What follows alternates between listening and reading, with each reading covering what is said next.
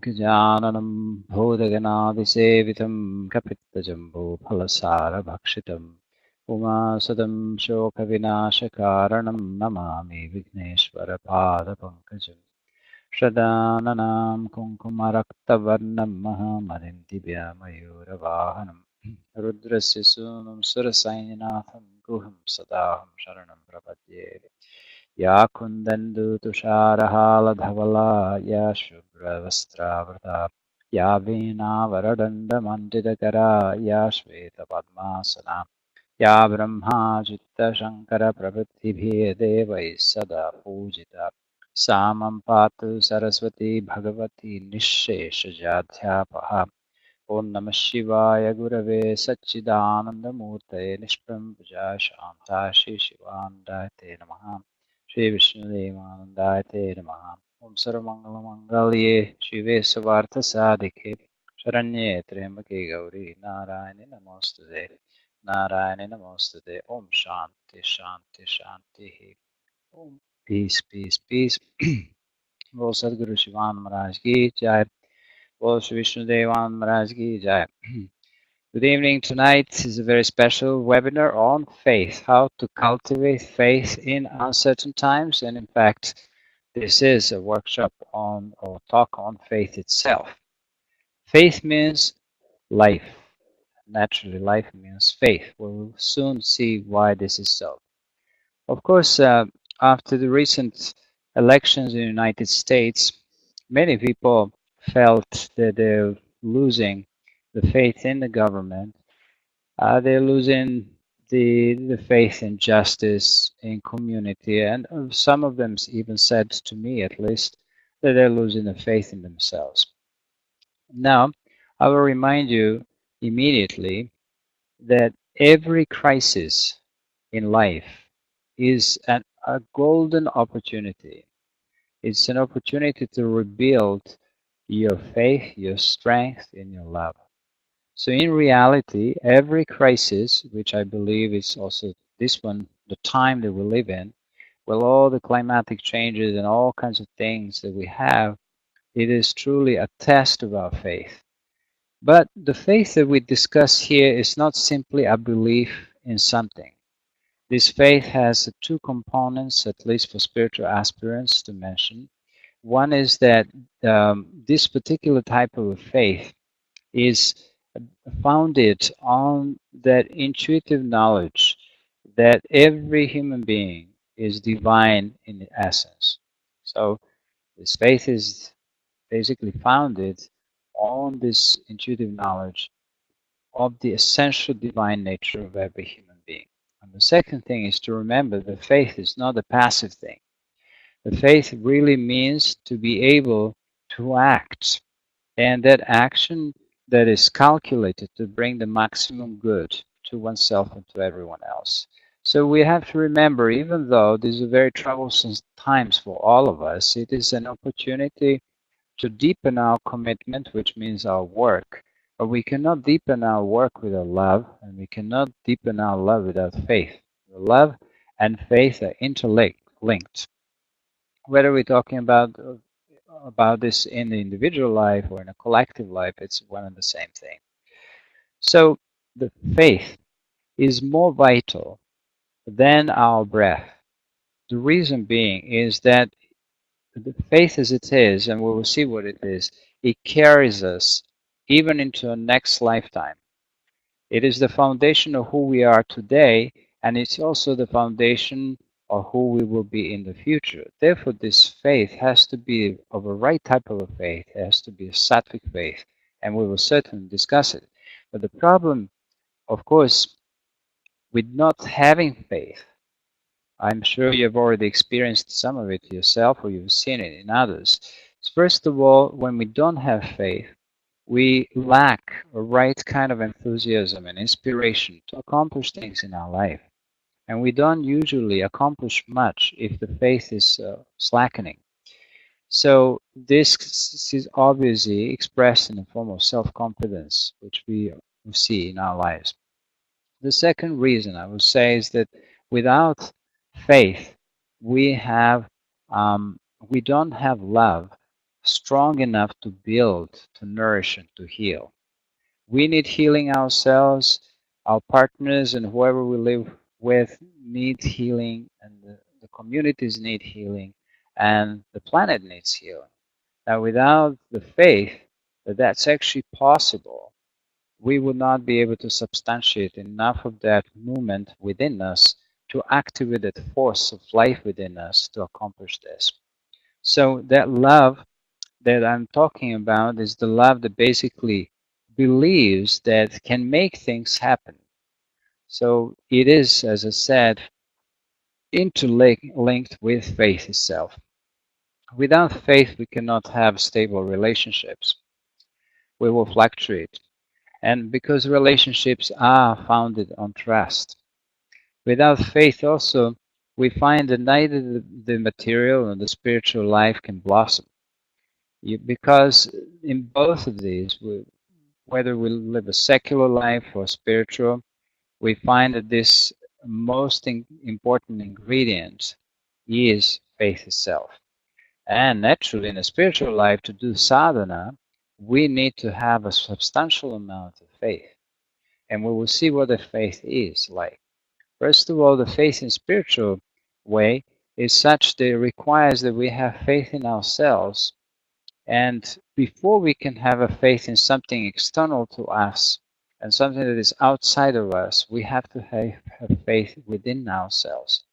Now, I'm saying this even if you want to have a stable relationship with somebody in your life and you want to be able to go through all the difficulties and good times with somebody in your life, you need to have or develop or cultivate a faith in yourself first. Because everything begins from home, whether it's faith, whether it's love, whether it's courage. We cannot have anything for another person, not another person can have that for us. We need to develop it ourselves.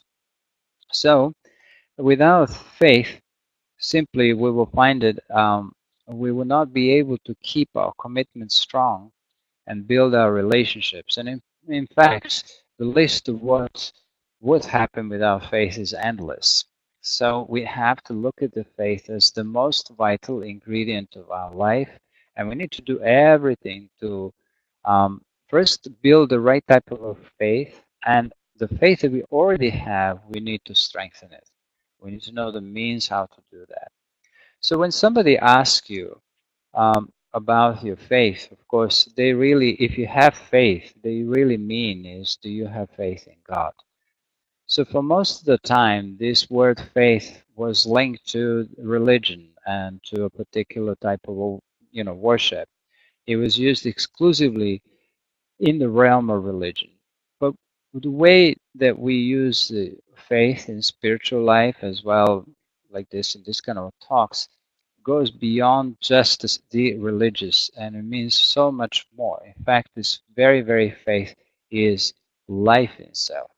So let us see what the meaning of the word faith is. I'm going to take you to my own one today, a little leaflet and sorry handout. So that's here, and this is a very interesting derivation of words. So I'm going to try to increase it. Sorry, just one more time. Okay, so here you have the origin of the word faith is actually the root basis, which in Latin becomes fides, and Roman fideus. And from this word faith comes the word bead, which meant originally the first prayer. This word is also found in the words such as abode or foreboding. Now, in Sanskrit, we have two wonderful words. In fact, three. One is called Shraddha. Okay. Now, I don't want to, spend too much time on the grammatical aspects of all these words, but it's nice to see at least Sanskrit word Shraddha is very beautiful meaning. So we have Shrad, which is the prefix. It comes with the root dha, to place, and this means to confide, to believe, to put faith in. Another meaning which Shankaracharya in fact emphasizes is this word shrat.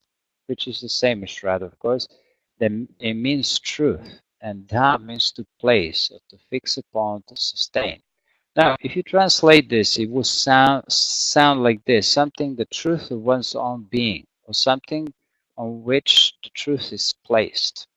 So here are a couple of definitions. Shraddha is so called because it is based on truth.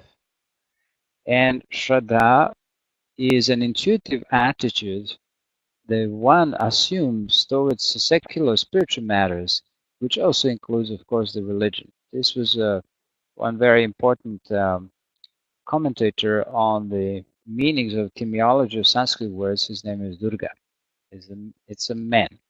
So this Shraddha, because of the compounded word, the Shrad and Da, means that which undergoes no change.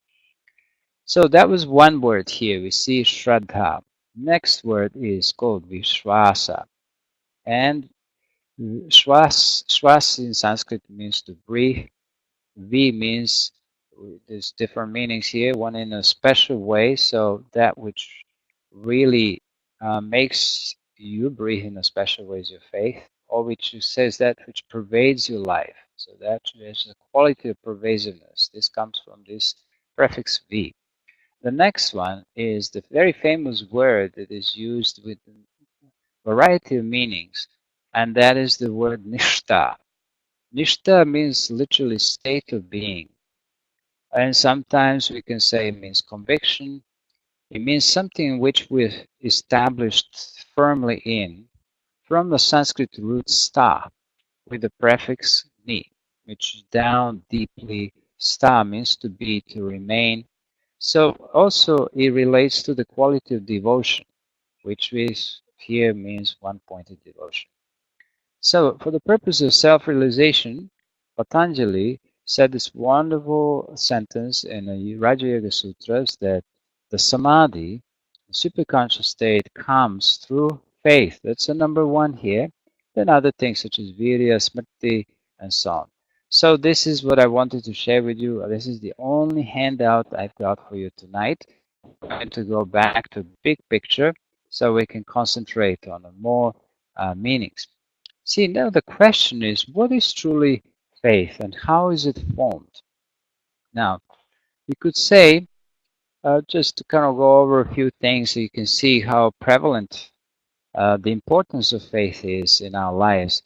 I will remind you that the faith is the substratum of everything you do. Even tonight, you're part of this webinar because you had faith that the speaker will say something that is meaningful and is something that you can meditate on, and you like to be basically part of this satsanga. So you have to have faith, and your faith for tonight's talk is based on simply on spiritual practice.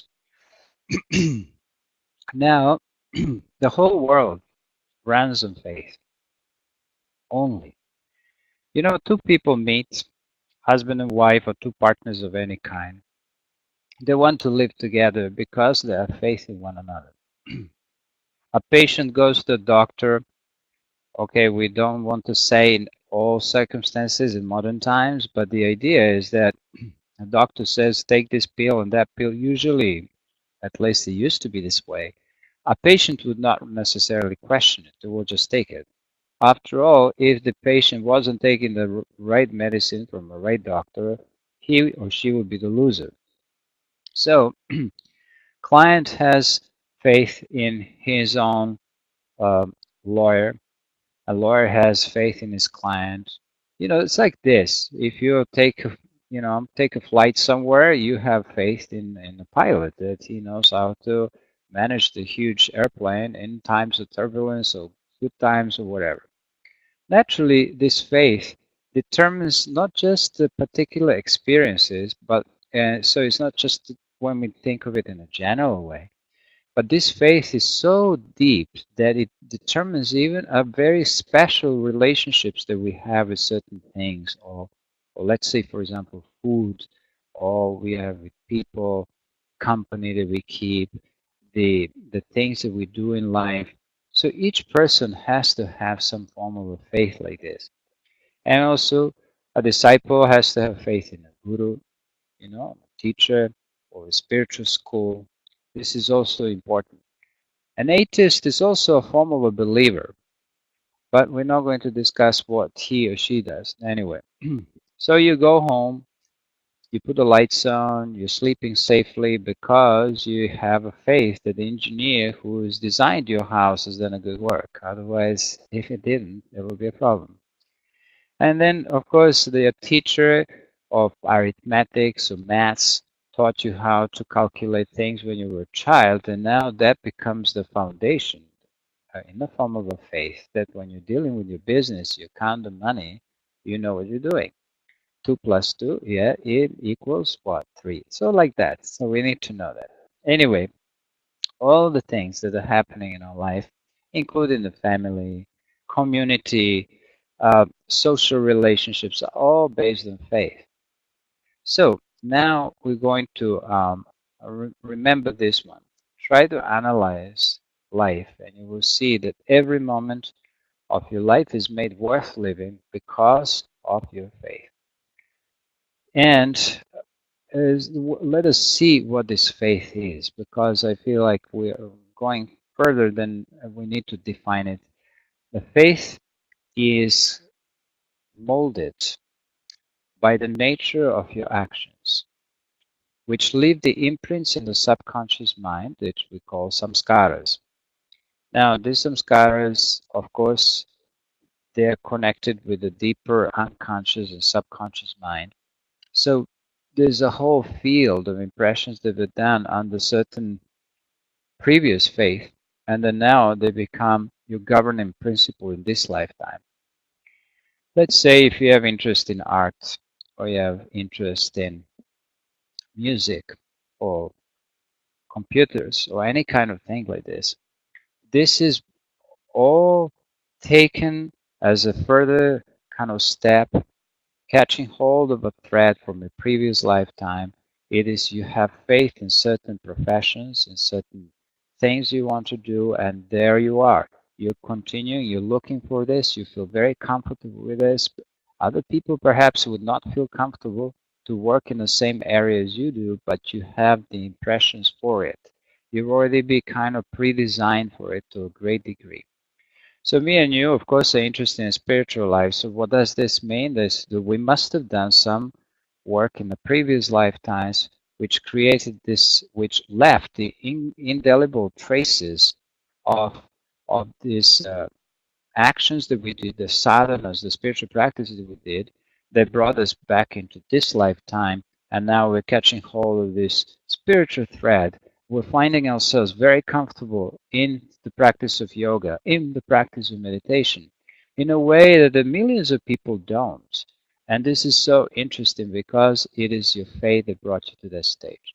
Therefore, the faith is the result of the impressions from past lifetimes, and as you know, in yoga, we have three gunas, or qualities of nature, tamas, rajas, and sattva. Each one of these qualities is kind of tied into, or rather say, it's inbuilt into the quality of actions that you had. So let's say if you're pulled in a direction or attracted by some very beautiful teachings, like say in my tradition, is Swami Shivananda's teaching, right? So then I know I have an intuitive or instinctive feeling, wouldn't mix the two, but just to say that there's this sattvic, this pure teaching that this great master has given. And somehow I feel drawn to it. So perhaps some sattvic impressions of my previous things are there. If that wasn't the case, I would be part of some cult or something like that. So this is how faith works. Anyway, so this faith is, as I said, the foundation of it. Now, remember one thing is that as long as you have faith, you have all the glorious things of life. You have some joy, you have some, you will have peace, you will have, certain sense also of security and courage. Now, very interestingly, this is what happens when we're children. When we are children, when we were children, we had a tremendous faith. We never worried whether we would have food next day. We would have, I mean, of course, we we grew up in this kind of a atmosphere, countries that we can, not have this sort of problem. But majority of children, I would say, probably have this kind of an experience that, they're just simply free. They don't worry. They go to doctor. They have no really worries. They just may complain about something and they try to want to be healed. But what happens when we become adults? Just think about an adult means an doubtful, doubting self. That's just simply what it means. When, as Swami Shivananda says, when the winds of raga and dvesha, or the attraction and repulsion, kind of blow into our lives, this is when our life is beset with problems, with doubts, with fear of all kinds of things, jealousy and hatred. So my suggestion, based on this, what Swami Shivananda says, if you want to rekindle your faith or make it stronger, try to be like a child. You know, when you meditate in the morning, don't think of the mortgage you have to pay. Just think that that will be taken care of.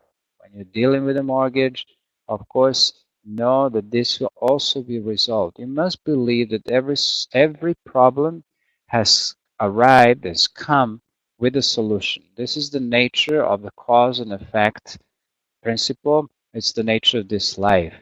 For whatever problem there is, there's always a solution. So we as adults, of course, have less faith than children. And this is, as I said, the problem because along the way as we get older, we get really aged by just this very doubting. We realize that we're not able to regain our faith as we used to have it. I have to add one thing here. There is an important principle of doubting also in spiritual practices. So doubting is okay. Some form of skepticism is okay in spiritual practices, and I'll tell you which ones. In the field of Vedanta or Jnana Yoga. So this doubting element is very welcome there because we are supposed to doubt the apparent, right? This will we take as a kind of conventional reality, which we look at it almost now as a scientist, but Vedantic scientist, we learn to doubt it in a sense of the self-inquiry. So this is the foundation of self-inquiry. It's actually some form of doubting. In order to, you have to doubt it before you can negate it. So what is this? What is that changeless reality behind all this change? This is our question, and we need to kind of doubt that. See, all change is Maya. Maya means the illusory power of the Lord. It is the one that is projected this diversity, this multiplicity of things, the one that has created this fickleness in the mind, the imaginative power, the desire for different things. This is all Maya. So all change is in Maya, and we have invested in Maya. We have invested in the changeful, not in a changeless reality. So this is why we're unhappy. And we need to strengthen the faith in these Vedantic statements, in Vedantic teachings and yoga teachings in order to get the right type of a faith. Faith is there, but it can go in different directions. So the question, of course, we have to question the apparent, or I would say the world of names and forms. Question your perceptions, your likes and dislikes, and also question the perception that tells you that this world is a solid reality where in reality it is not so. We see this from these elections, We have this idea that things are going to be a certain way and they're simply not. So a spiritual aspirant has to be awake enough to be able to be prepared for any kind of a change. And in a way, you may say, well, there may be like a lack of faith, but in fact, it's the faith in that changeless reality that provides the faith in other things also to degree outside. So we have superimposed in a way this changeless reality onto the change. So we need to heal that. Okay, so because of that, we believe that everything is real, we become puzzled, we become confused, and often we're very negative. So we have to see now what Swami Shivananda suggests. What is the first medicine in cultivating the right type of faith, which is really nothing but a strong spiritual faith with with a potential action in this material world, which is necessary to change things as they should. Okay, should be. So to the first medicine is to simply remain steady in faith that you are the immortal self. I know this is hard to accept. You're looking at your body, sometimes aging, sometimes not well, seeing how the body's going. But that's exactly what we need to think of. That's the name and the form it's going. So get hold of it. Get hold of it. Have sight of the changeless or the innermost Atma. So your sadhana and your relationship with this changeless reality is the must, is a must, is the number one thing in cultivating the right faith. You have question, of course, question, doubt, the apparent, but at the same time, you have to have faith in that hidden reality, which we call the truth or God. So if you negate something, you also have to postulate something positive. For example, if you're going to negate names and forms like we do this in these teachings, then you should be grounded on a sure foundation of the existence of oneself. Otherwise, we cannot just not have this and not have that, which is what sometimes people do. The second important thing in cultivating good faith is to actually take care of your mind and to remember the mind should be made to be sattvic, which means we need to daily and moment by moment make an effort to bring the mind to a right vibration, beyond the raga, attachment, beyond the dvesha, beyond the judgments, beyond the negativity and doubt. If you don't feed the mind with the positive, if you don't take care of the positive side, what will happen through what we call um, Vikshepa Shakti, to the power, projecting power of this ignorance within us, we're going to be projecting the world of, to say, philosophical diversity, but at the same time, we will have all kinds of problems along with it. Or we will sink in some kind of a darkness and negativity, which we call tamas. And this is due to the other power, which is called avarana shakti. I'm saying using this language for those people who have already studied a little bit. So the important thing here to remember is to think of what is that initial faith that you came into your life with. At least I'm talking now about the spiritual life. So Swami Shivananda calls this an initial faith. Initial faith brings you onto the path. But now, in order to have an experience which obviously was preceded by faith, what is necessary is to do spiritual practice or sadhana. So this is the important thing. Now, we're going to discuss um, following other things, and that's the difference between the the faith and also belief. I think this is an important thing. Um, Generally speaking, we can say that faith comes from a deeper place within us. A belief is something that is more superficial. And I would like to share something from James Allen, who I like very much, and I think is a brilliant speaker on this. He said something like this, that especially the faith of a spiritual faith. A spiritual faith is the crystallization of a certain knowledge that comes to us from the past. This is connected to the idea of the initial faith, and which is founded on experience, okay, of the divine or the divine world in a sense, and that experience has left these traces in our mind, and now we're trying to reach back and connect with this. I remember one time Swami Vishnudevananda was teaching the teacher training course, and he asked everybody, so why you're here, the first day of the teacher training course. And then all people were saying, but I'm here because I want to, become a yoga teacher. I want to improve my practice and all that. He said something very interesting. He said, you're here because of the suffering or the pain or the impressions of pain and suffering that you carry within your subconscious mind. And you want to find the solution for it. Now, naturally, he did add that the fact that they are in the teacher training course meant that they did some practice in the past and then simply now reconnecting to it. So, uh, going back now to the difference between faith and belief, just try to understand that the belief is something that it's superficial. It's more like of an established thought, an agreeable opinion that one can have, and is subject to change. Faith in general is not subject to change. It's part of your nature. It is your truth, and you live with that for as long as you can. So faith is nourishing, and unfortunately belief is, as you may say, inwardly emaciating.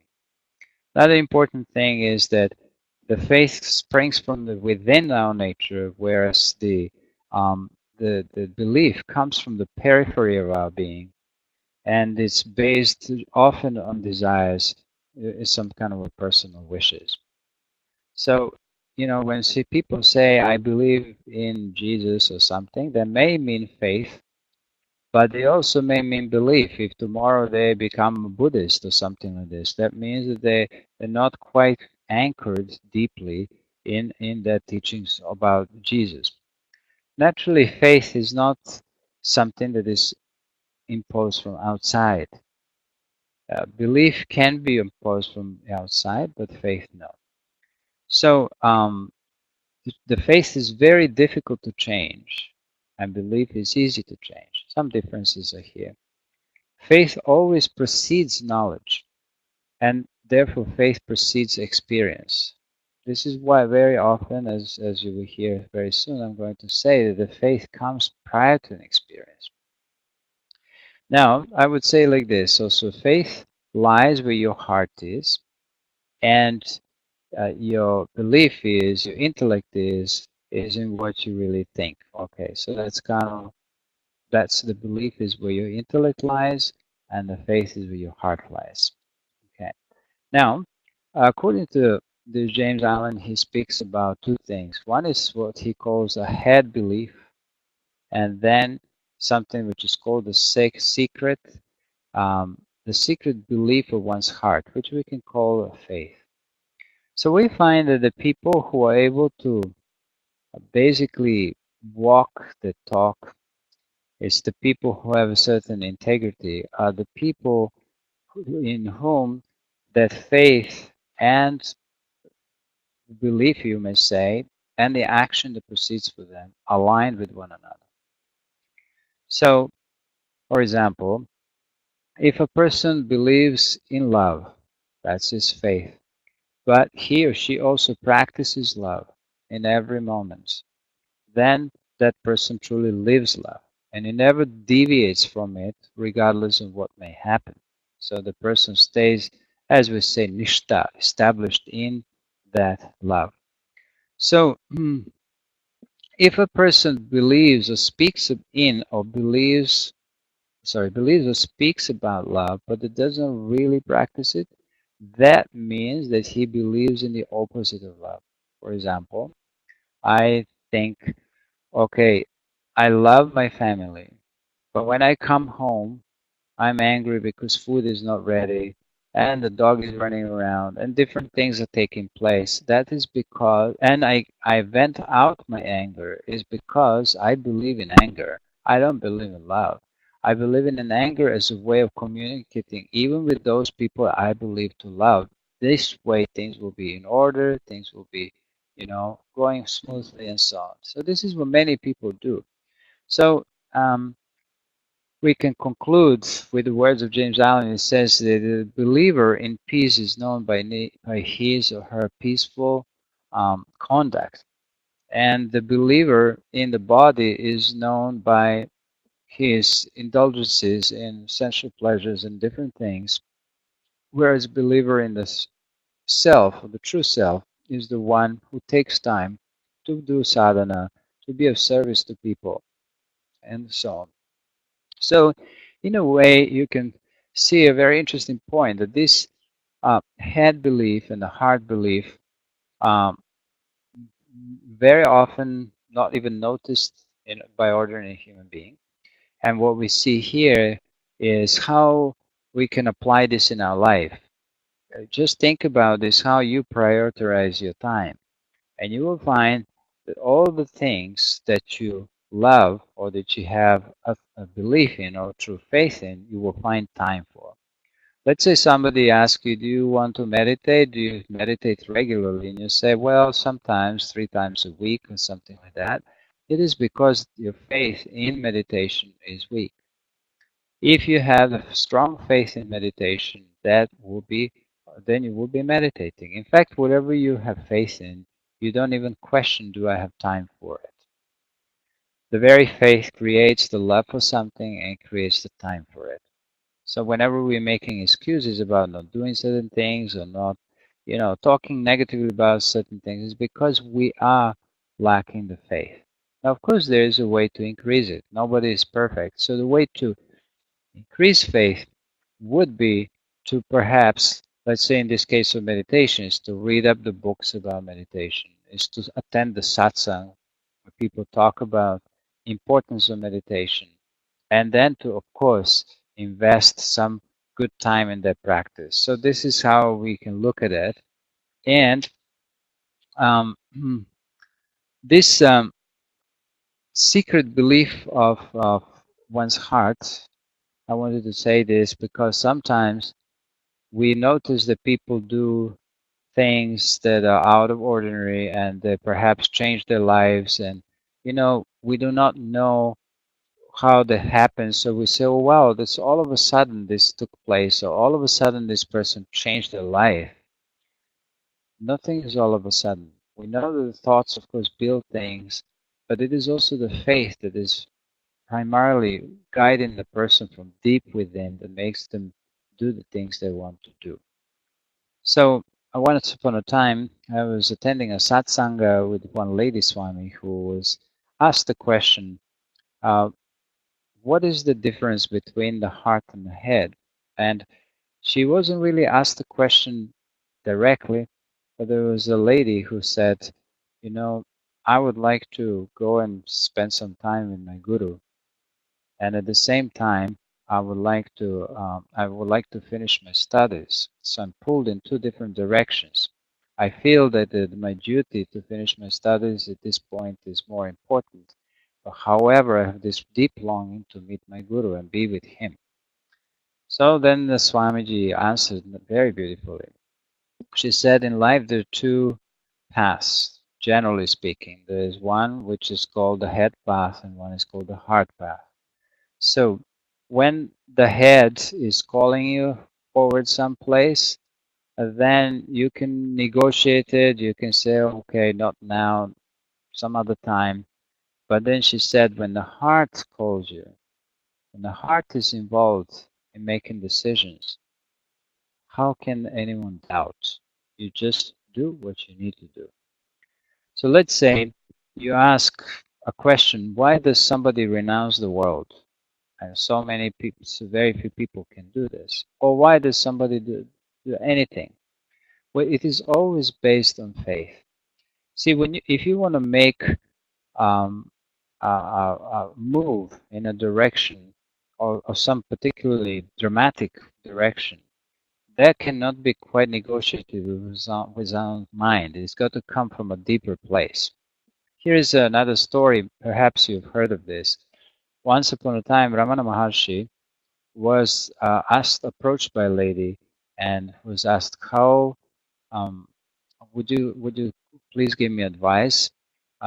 I am thinking of renouncing the world, and would you please tell me if I should do it or not? And he was at that time not speaking. He was in mauna, or silence, and he said nothing. He said that meant she left. She didn't get the answer. She decided to come again. She came again. Same thing happened. The third time she came, she was determined to get the answer. She felt that longing to renounce the world, and so she wanted to just have an assurance from a sage. So he started to actually write on a piece of paper then, and he speak also a little bit. So she asked him, "Should I renounce or not?" Then he looked at her and he said, after about 10 minutes, he said, "You shouldn't." So she got really upset and she said, "Well, okay, how come, you have renounced the world and you're telling me not to renounce it? Please tell me why." And then he said, "My dear lady, that question or renunciation never arose in my mind." You see? So what happened is it was felt and he just followed it. The same type of the deep faith governs every most important action in your life. It governs smaller also, but since the belief is there and different thoughts come and doubts, but any kind of, let's say if you met your partner or you decided to go to some country and live where you live, any kind of a major transition was governed by the deeper faith, which you could also say by karma, which is correct. But these karmic seeds are truly the karmic seeds of faith. So this is how I wanted to illustrate a couple of things because I feel like it's very, very important that we approach this faith in this kind of a way. Now, some definitions of faith I would like to share with you, and just kind of we can contemplate about this. First of all, faith in a spiritual sense is not a belief, as I said, it's not a mental belief which can waver and change. This is the most important factor about faith. It's steady, like a rock, and it can be something that the belief can be something that waver, but the faith is not. So the belief sometimes can be aligned with faith, but it is only kind of an outer clock of the faith. I'm not saying that necessarily in everybody faith and belief have to be two different things, not at all. But this is the idea that uh, the belief is only an external kind of form of that particular faith. Now we have to also remember an important thing is the faith transcends the reason. It doesn't originate with logical processes, but from an immediate inner experience. This is a beautiful definition given to us by Swami Shivananda. Now, here's an Aurobindo's thought on this. He says, faith is a certitude in the soul which does not depend on reasoning on this or that mental idea. This faith doesn't depend even on circumstances. In fact, even if there are difficult circumstances, the faith only gets stronger. Look at with all the great sages and sages. Saint Francis, we have Swami Shivananda, so many masters from different traditions. They've gone through unbelievable suffering, and yet their faith was like rock steady. So this faith does not depend on any passing condition of the mind or the body even. So another interesting thing about faith is that it doesn't depend even on experience. You don't have to have an experience in karma. You know, we don't know it, but we have faith in it. Perhaps we don't remember our past lifetimes, but we have faith in reincarnation. So the faith that is like this is not dependent on experience. It is something, in fact, that comes prior to the experience, exists before it. So everybody has to follow like this their own faith. Now, the most beautiful part of these definitions is this one. It says the faith is the soul's witness to something not yet manifested, not yet achieved or realized, but which yet the knower within us knows, even in the absence of all indications, this knower in us feels that to be true, and this is how we follow it. So this is an important thing. Now, I must say something. There will be times when you would probably not have faith. There will be times when your faith will be weak, and this is what we're going to touch on the last thing. What should we do? Okay, so the first thing um, is to learn to recognize that sometimes there are moments in your life when your life is not in control. In fact, this life is truly always in control only of the Lord or the Ishvara. And at times we seem to kind of think that everything is out of control. Now, I don't want you to feel that there is no, of course, no, nothing for you to do. I always think of a faith in the most dynamic sense. I think that the doing things is the faith. And you will see that the faith and the grace are always interconnected. The faith meaning the effort, self-effort, and the grace are always interconnected. I don't think it's possible to comprehend the depth of this word or this concept faith without actually bringing in the idea of the grace within us. So we must have faith that whatever happens to us has a particular lesson for us, good or bad, whatever happens. Everything that happens, it always happens for the best. If you could underline this sentence, that's all you have to hear from today's workshop, and believe every moment. It doesn't matter what happens. That what happens may, of course, go against the grain of our own desires and our wishes and what we would like to happen. But since we're not able to see the whole of our life in one long kind of a movie like way, what we tend to do is we concentrate only on a little bits of our life here and there, and we try to look at the life in isolation, the life events in isolation from the life itself.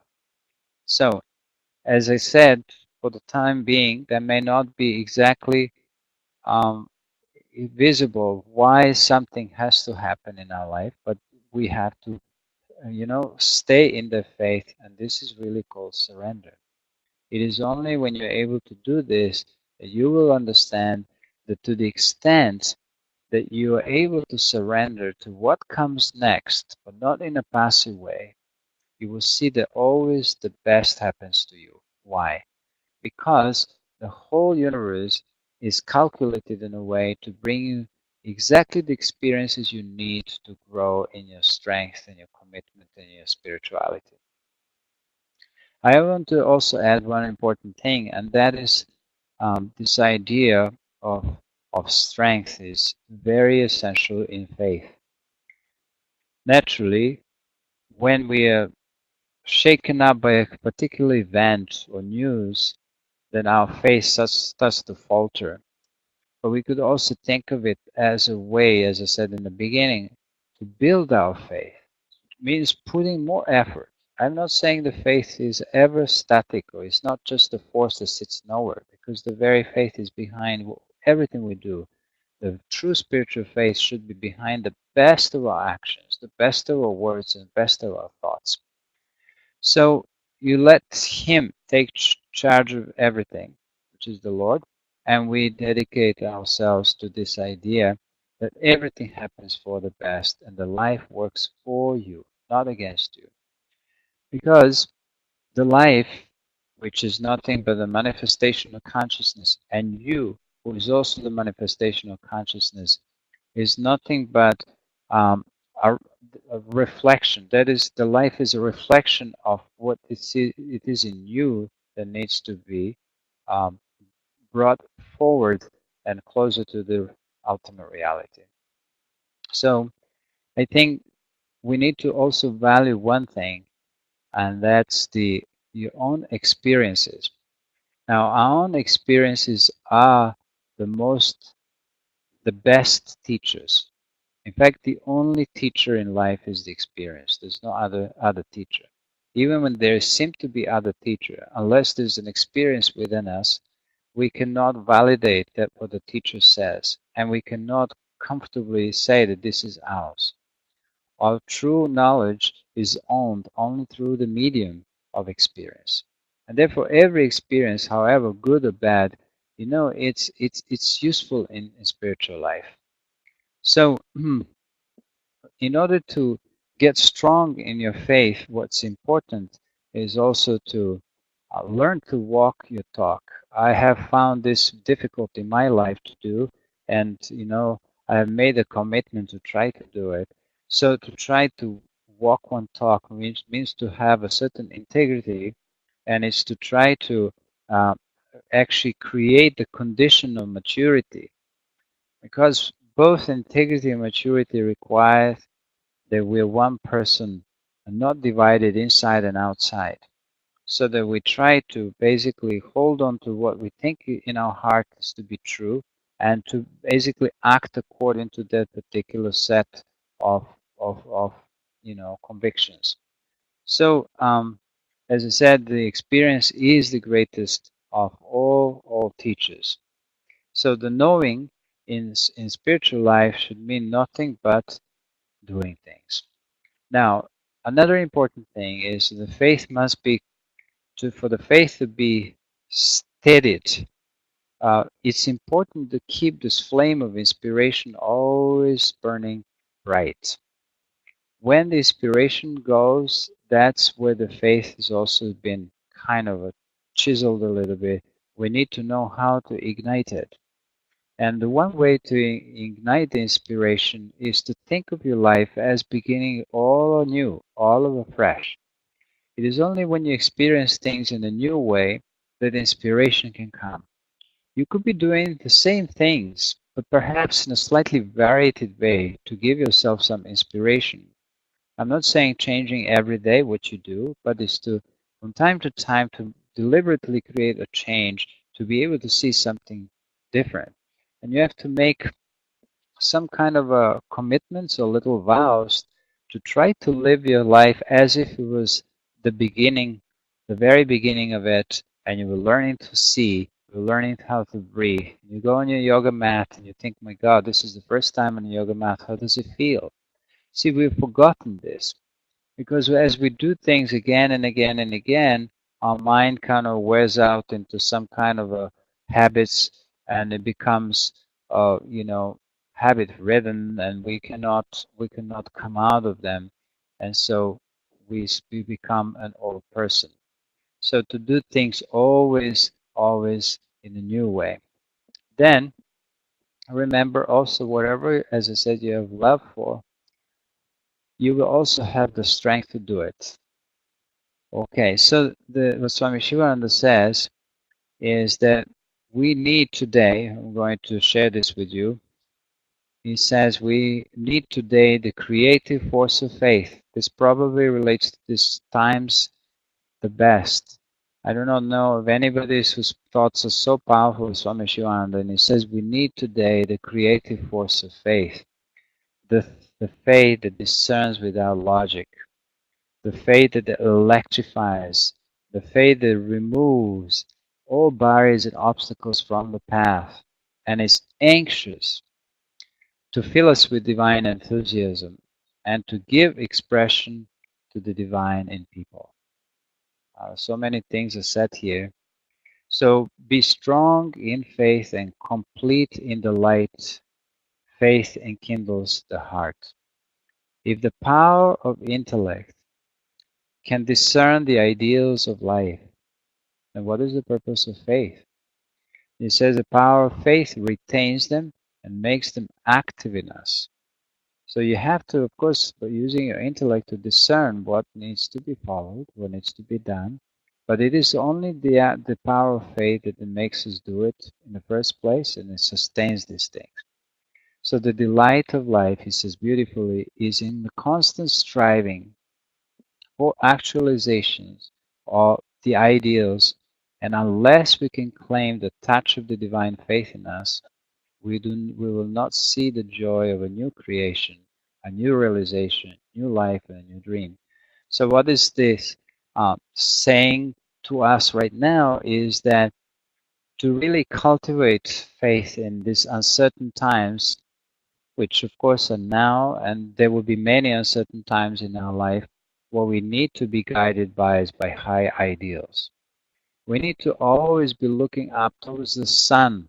We cannot keep our eyes down if we focus on the negative and if we focus on the things that seem demonical and bad. We would not be able to rise into the light.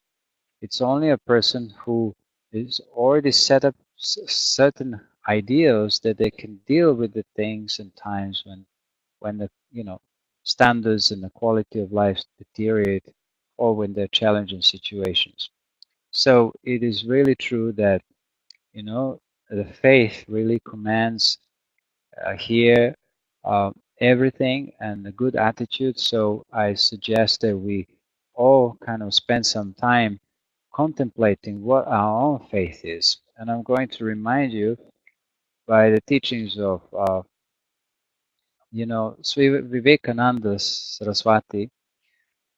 The one important thing of faith is, as I said, is the discovery of one's own strength. I have found this missing in my own life long time ago, and I was thinking that other people are responsible for things that I lived. Now, if you want to reclaim your own strength, first of all, you have to start to release other people from responsibilities that you created in your mind. They owe you something or the other in order for you to be happy or strong or committed. So, I would say that the first thing is work on your strength and keep telling yourself, I do have strength. I can take this on. I'm strong enough. The strength has been always within me, and perhaps this is the moment when the strength can manifest outside. So, the first lesson in life is that to reclaim your strength and remember that you were born to discover it and use it. So, the faith also is a form of a strength, and the faith becomes stronger when it's used. Unfortunately, we don't make the best use of our faith, so we get distracted by other things and so on. So Swami Shivananda says something very powerful. He says the lesson of all life is face the difficult, face the terrible, and face it boldly. He says stand up and fight, not one step back. That is the idea. Fight it out, whatever comes. Let the stars move from the sphere, let the whole world stand against you. Death means only change your garment. What of it? Still does fight. Don't be afraid of anything. He says you gain nothing by being cowards, and taking a step backward, you do not avoid either any misfortune. So he's remind us to remember to think about of the innermost strength that we have, and I think this is remember in this faith little talk. And I will just finish by quoting something from Buddha. I love all these masters and I share them in my workshops with all of you. Those who, either now or after I'm dead, Buddha says, shall be a lamp unto themselves, relying upon themselves only, and not relying on any external help, but holding fast to the truth as their lamp, and seeking their salvation in the truth alone, shall not look for assistance to any besides themselves. It is they, among my disciples, who should reach the very topmost height, but they must be willing to learn. So I close this little workshop or little talk on faith with these words. Thank you so much for being with me tonight. We're just finished with a couple of prayers and then we will close it. Om, Om, Om. Purnamada Purnamidam Purnat Purnamudachyate पूर्णस्य पूर्णमादाय पूर्णमेवावशिष्यते। ओम शांति शांति शांति। बोल सद्गुरु शिवान महाराज की जय। बोल श्री विष्णुदेवान महाराज की